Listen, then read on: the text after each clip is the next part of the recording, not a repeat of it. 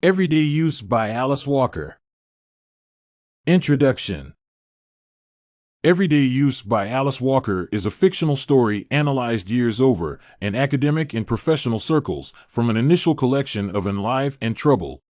The story is narrated from a first-person point of view by a single mother, Mrs. Johnson, and dwells on the perceptions of two sisters regarding cultural artifacts.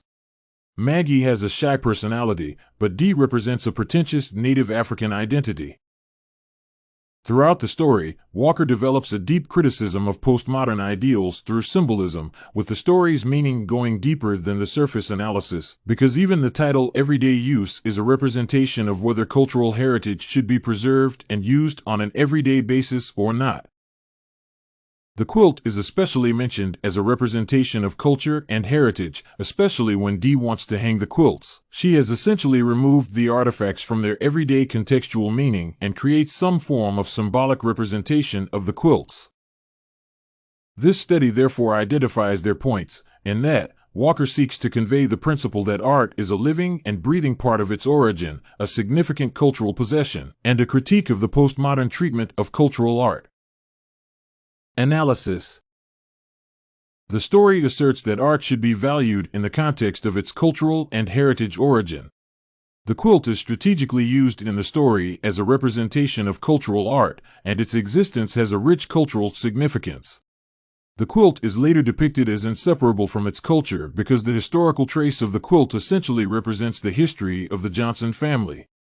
Walker specifically says, and both of them were scraps of dresses Grandma Dee had worn 50 and more years ago.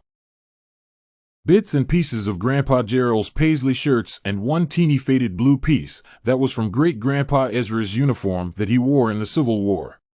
This shows that not only do the quilts represent the heirloom of the family, but they are a core factor in the family's identity.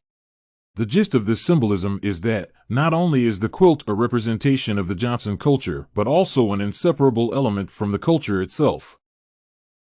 How Mrs. Johnson treats the quilt shows that cultural artifacts should be treated as a significant cultural possession.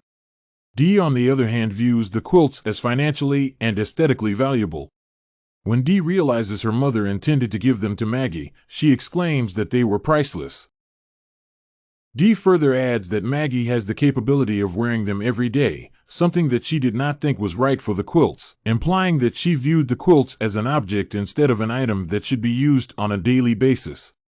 Some sense of individualism is also noted from Maggie's perception of the quilt, because, in her opinion, the quilts bore some form of personal and emotional significance, which became clear when she said, "I can remember Grandma Dee without the quilts." Maggie therefore implies that she perceives the quilt from its deep family connection. Moreover, she understood the fact that the quilts ought to stay alive, generations on end, through continuous renewal. Walker even points out that Maggie knows how to quilt, implying that she had the cultural significance of the quilts at heart. The representation of the two sisters' attitudes and perceptions of the quilts is a critique of the postmodern treatment of ancient artifacts and the way cultural art is treated in today's society. Essentially, Dee's perception of art for its monetary value represents the postmodern view of art, while Maggie's perception of the quilt for its personal significance is a representation of the contemporary view of art. The author, however, does not leave us in a huge dilemma of which perception is right, because Mrs. Johnson snatches the quilts from Dee and gives them to Maggie, thereby depicting the contemporary view of art as the right perception. Conclusion. Walker's literary piece is a good example of an educational piece that reflects the current perception of art, especially thriving in today's commercially oriented world. Basically, art in its right form should be kept alive through generations on end in everyday use.